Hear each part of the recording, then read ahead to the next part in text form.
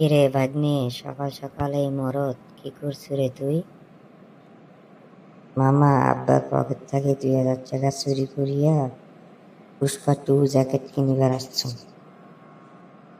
ও, Pushpa 2 jacket কিনিবার আসছ? তা আবার 2,000 টাকা বাজেট লইয়া? নাম চাইছে পুষ মাস যায় মাঘ মাসে কই যাচ্ছে পুষ্পা 2 জ্যাকেট কিনিবার জন্য আসছ? তোর টাকা আছে, তুই জ্যাকেট কিনবি? তুই কিটটা, তোর বাপের কিটটা। এই ভাগ্নে, কথাবার্তা সাবধান করে কইস। এর আগে একটা স্যামসুং কোম্পানির গেঞ্জি কিনিবার যায় 5,000 টাকা বাজেট তুলছুন। তাহলে চিন্তা করি দেখ, মুই যদি জ্যাকেট কিনিবার যাও তাহলে কয় হাজার টাকা বাজেট তুলবার পারো। কথায় আছে না, বাপ ভাত পায় না, বেটা সকালে চা উঠকায়। 200-250 টাকা দিয়া গেঞ্জি কিনিয়ে এখন নাম ফুটাছে 5,000 টাকা দিয়ে গেঞ্জি কিনে আনছো। ইটটা কোনে কার ভাগনা তো দেখি আসল জায়গায় হাত মারিচ্ছে। ভাগ্নে কেন করে জানলে এই গেঞ্জির দাম 200-250 টাকা?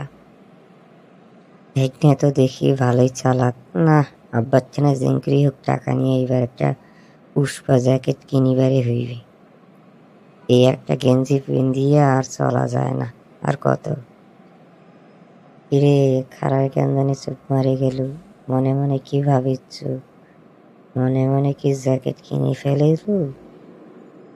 সারা শীতকাল চলে যাচ্ছে, এক কম্বল নিয়ে বিছানা শুতিবার যাইস, আবার নিন থাকি উঠিয়ায় ভুই বাড়ি ধাগিস যাই ওই কম্বল নিয়ে। সাইছে রে, মানি আর কিছু থাকলো না। যেটা করি হোক, এবার টাকা ব্যবস্থা করি একটা পুষ্পা জ্যাকেট কিনিবারে হইবে।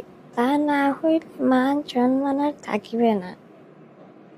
আর যদি পুষ্পা 2 সোয়েটার না কিনিবার পারো তাহলে হিরো আলমের টুকাই 2 একটা সোয়েটার কিনিয়ে নেম কম দামে। ইরে মনে মনে কি ভাবিস? তুই কি মনে মনে সোয়েটার কিনি ফেলালু এখন? মনে মনে নয় রে, টনে টনে কিনবো। থাকিস এখনই আব্বাক যায় করছো মুই জ্যাকেটের কথা।